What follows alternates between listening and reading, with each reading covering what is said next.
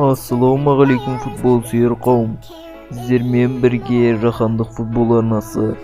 Осы видео басталмастан бұрын өздеріңіздің лайктарыңызды басып, арнаға қолдау көрсете кетіңіздер. Ал ендеше видеоның аңдатпасына кеттік.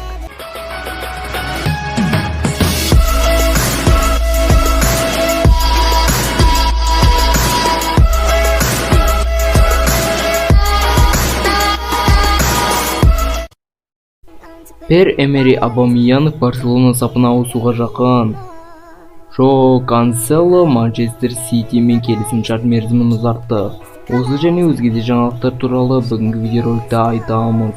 Sky Sports мұқабасының басылымы бойынша, Челси жазда Усман Дембелені еркін агент ретінде қатарларына қосқысы келеді. Эндрик дейтін бразилиялық ойыншы, 15 жасар ойыншы қазіргі таңда әлемнің топ клубтарына көзге түсуде және ол ойыншы Реал Мадридті таңдады деп айтып жатыр Фабрицио Романо.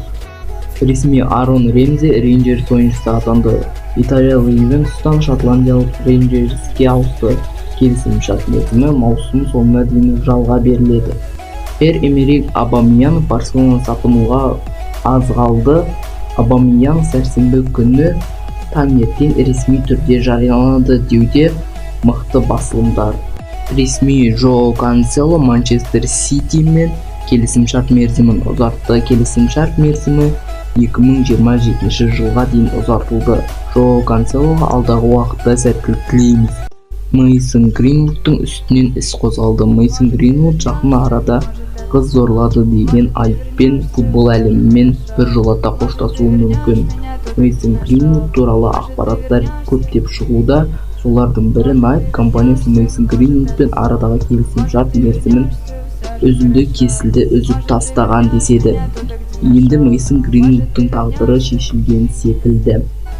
Осымен біздің видеоролигіміз аяқталды. Осы видео сіздерге ұнаса лайк, подписка және комментарийларыңызды жарысып кетіңіздер.